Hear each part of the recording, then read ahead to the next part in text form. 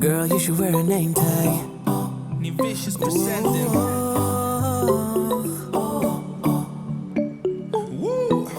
Girl, you should wear a name tag.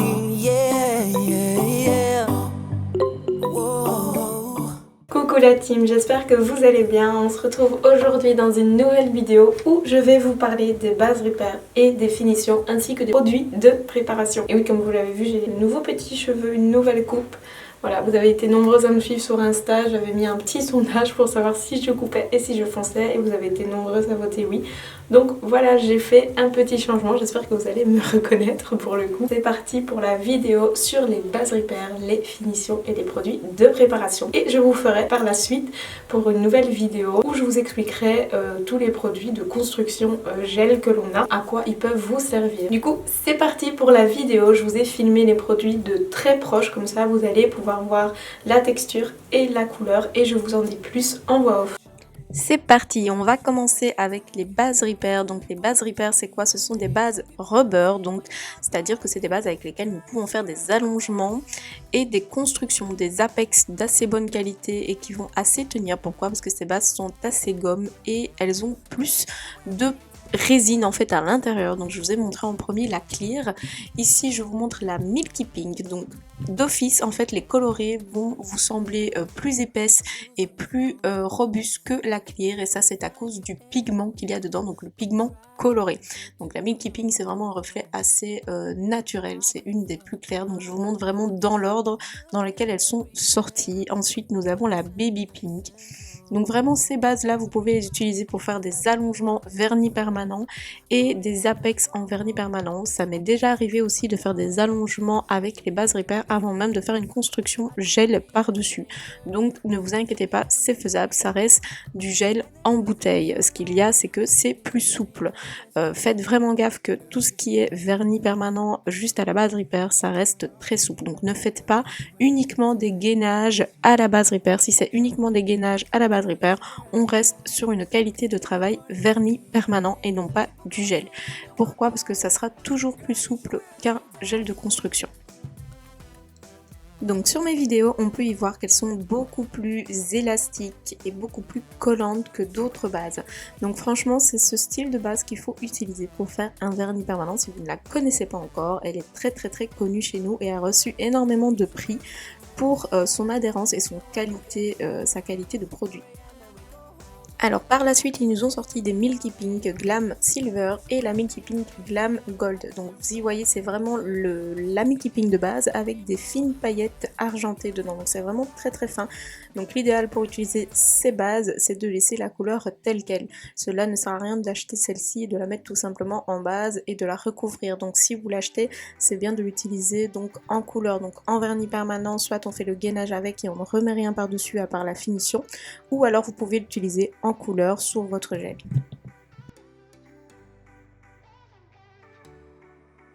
Ensuite, Nails Company nous a sorti les bases Milky White et Pure White.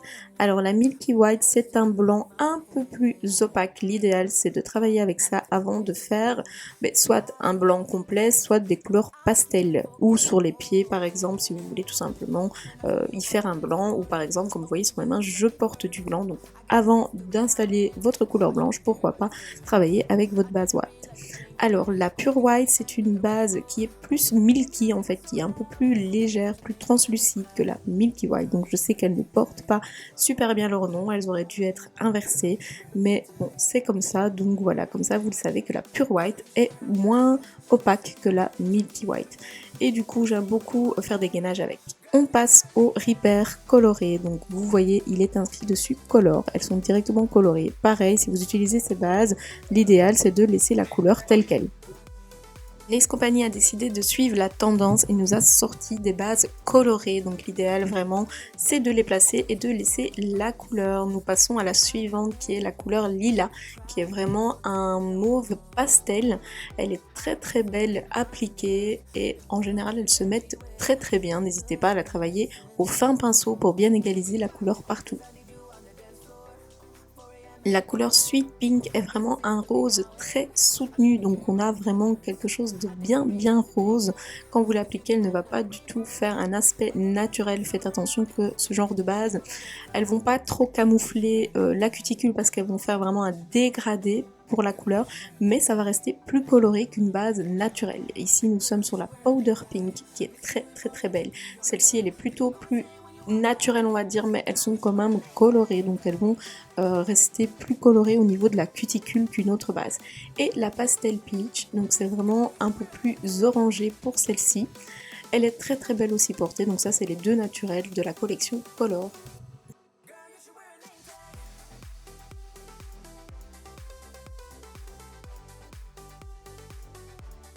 Ensuite, on passe aux bases fluides. Donc ici, c'est la base and top. Donc c'est un produit qui fait base et finition en même temps pour le vernis permanent qui est removable. Alors c'est une base assez liquide, donc vraiment des anciennes formules de base. Vous voyez, elle n'est pas du tout collante, elle ne fait pas du tout de fil. Elle est vraiment très fine. Alors je l'utilise beaucoup moi pour lisser avant de faire ma French ou avant de mettre une couleur pastel par exemple. Donc pour lisser mon limage, au lieu de passer mon temps à buffer plusieurs fois mes ongles, je vais plutôt utiliser la base and top ou celle-ci qui est la base ultra strong, donc l'une ou l'autre, peu importe. Alors la base ultra strong, c'est une base gel qui est très fine, donc ce n'est pas une base vernis permanent, elle n'est pas removable, c'est une base très fine qui est d'ancienne formule, donc je ne sais pas si ces produits vont rester encore longtemps en vente. Passons aux produits liquides de préparation. Nous avons le primer, le Ultra Bond, le Natural Basique et le Anti-Fungal.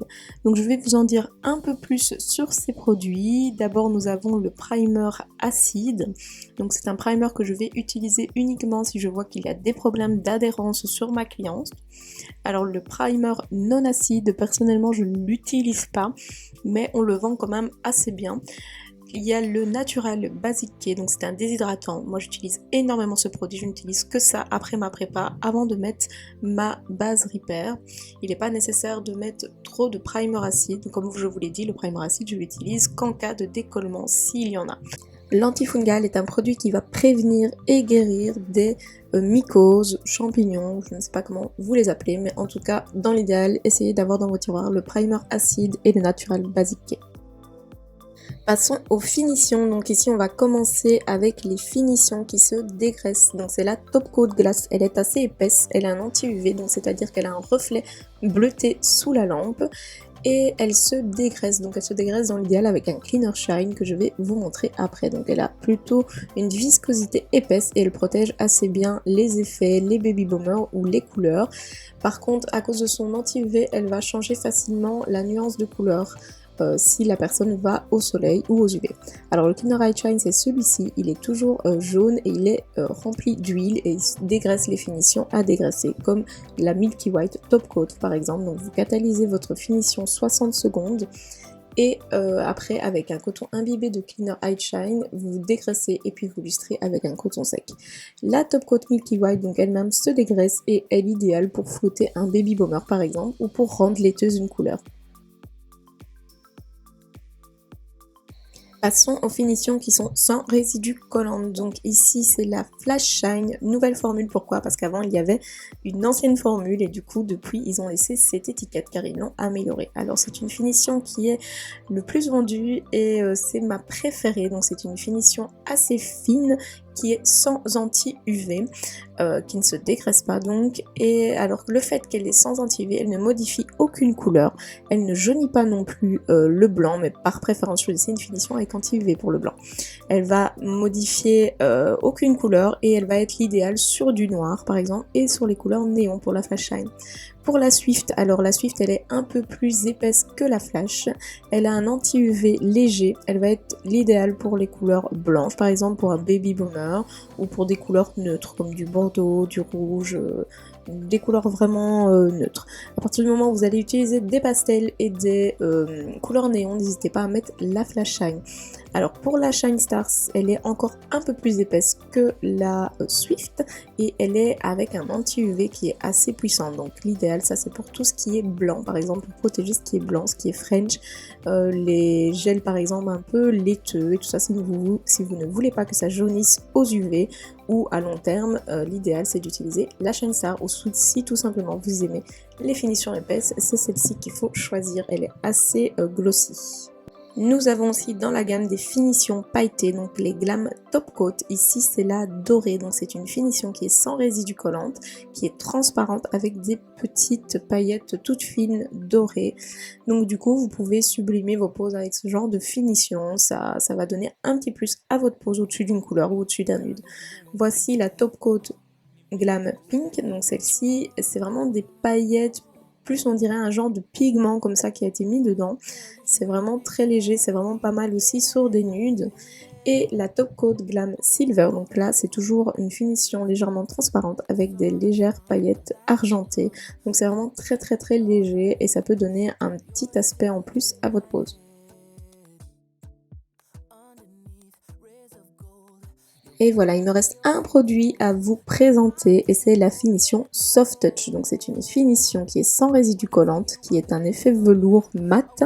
Alors quand vous la voyez, elle est assez épaisse et légèrement laiteuse comme ça. Elle va bien protéger, il ne faut pas hésiter à la mettre en épaisse couche et bien la lisser. Ne l'étirez pas trop sinon ça va se voir dans votre finition. Il y aura des petits coups dessus et bien catalysé 60 secondes et elle aura un effet mat et velours. Et voilà, la vidéo est terminée. J'espère que vous avez appris plein de choses sur les bases repères et les finitions, comment mieux les utiliser et pour quel type de cliente et pour quel type de pose utiliser vos finitions ainsi que vos bases repères. Du coup voilà, j'espère que ça vous a plu. Si vous avez encore des questions et que cette vidéo n'a pas répondu à vos questions, n'hésitez pas à me contacter sur Instagram, mon Instagram que je vous mets ici, ou en commentaire, n'hésitez pas, si je sais vous répondre, ce sera avec plaisir que je le ferai. N'oubliez pas aussi de nous laisser un pouce en l'air, de vous abonner à la chaîne et d'activer la petite cloche pour recevoir les notifications pour les prochaines vidéos. A bientôt! I give up, I'm out of luck. Been looking everywhere, it doesn't make sense, no. So bring it back, cause I need you on the dance floor. 4 AM and we go home. I guess it's history now and I shouldn't care but it still hurts.